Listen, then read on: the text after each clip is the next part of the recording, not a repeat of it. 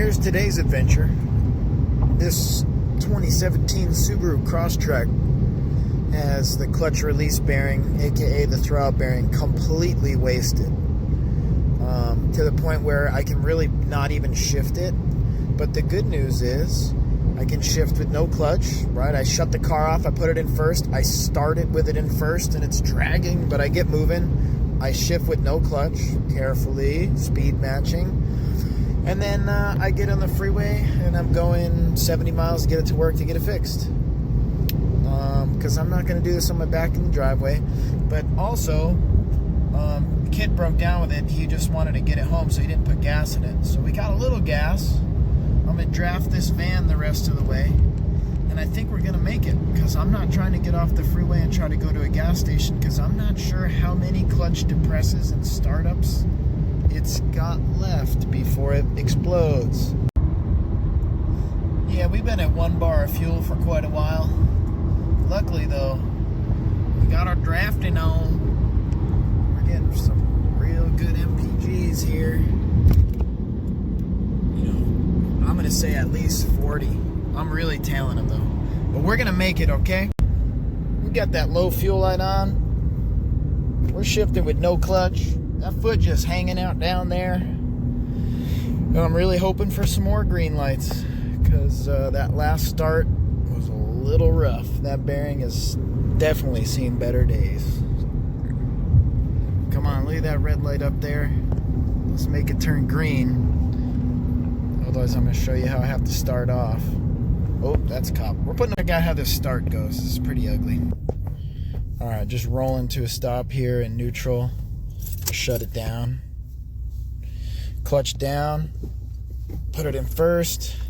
Wait with my key, with my hand on the key. As soon as this light's green, I'm gonna crank it over in first. You'll see. Made it. Already got my seatbelt off and everything. That's why it's going freaking nuts. Come on, be an open lift right there. Oh, gotta have somebody move. Okay, here's the start. Barely even run. Start it and then get it into neutral. Let the clutch out real quick. Alright, so you notice it's fairly quiet, although starting to make noise. But the second you apply any clutch pedal pressure, oh dear.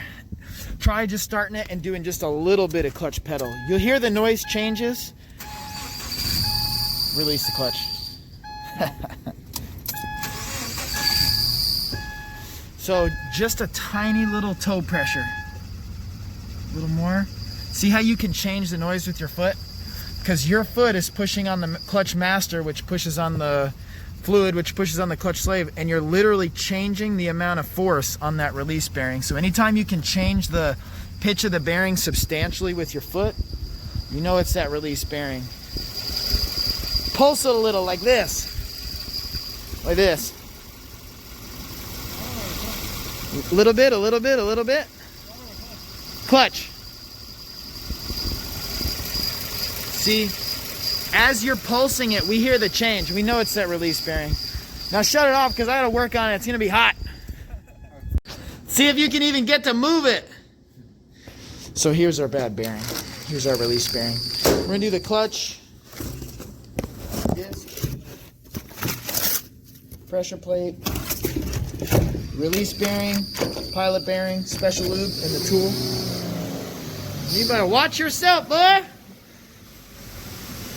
A little more, a little more, a little more. That's good. Alright, now I'll take over because he should be doing engine performance work. This one might be a bit muddy. Just a little bit. So main thing, get these CV axles out without getting dirt in my face. I'm probably gonna get dirt in my face. Get ready to get this cross member off. We get the drive shaft out, but it looks like to really get the drive shaft, I'm gonna pull the exhaust and do miracles. That's today. All right, a few hours later, here's the result. Transmission's out. The clutch really doesn't look so bad. That release bearing though, definitely seen better days. And I have a suspicion that that sleeve is gonna be wasted, that sleeve right there. So I got to get this apart and figure out if I'm going to try to go get a sleeve or what's all going on there. But for sure, there's the root cause of the failure. Most definitely. All right, so just cleaned up the sleeve. Looks like it's going to live. Just unbolted the clutch. I'm going to put the bolts down real quick. Work with one hand here. And let's see how this clutch fared. I'm going to try to do the pressure plate and clutch all together here with one hand. It's a little stuck on the dowel. Come on, baby. You know when you start seeing dust falling out, you're probably going to find it needs some love. Yeah, that clutch is not shot totally, but you can see it's a little thin. And this pressure plate has got some really bad hot spots. So I need to get that clutch off and look at that flywheel pretty bad, because if that flywheel's bad, I had to try to get one like right now. I didn't get a flywheel. I wasn't able to order that on Rock Auto. Oh yeah, some hot spots on the flywheel. Not terrible though. I may cookie grind the glaze off this one just to knock it out. You can see there's the pilot bearing. Pilot bearing looks like it's pushed out a little bit of grease, so it's probably, you know, from the overheating. And you notice this clutch looks almost like a bald tire. There's some treads there that look like they're gone. It's because it's worn. So here's the new clutch. Here's the old clutch. Let's take another look. New clutch.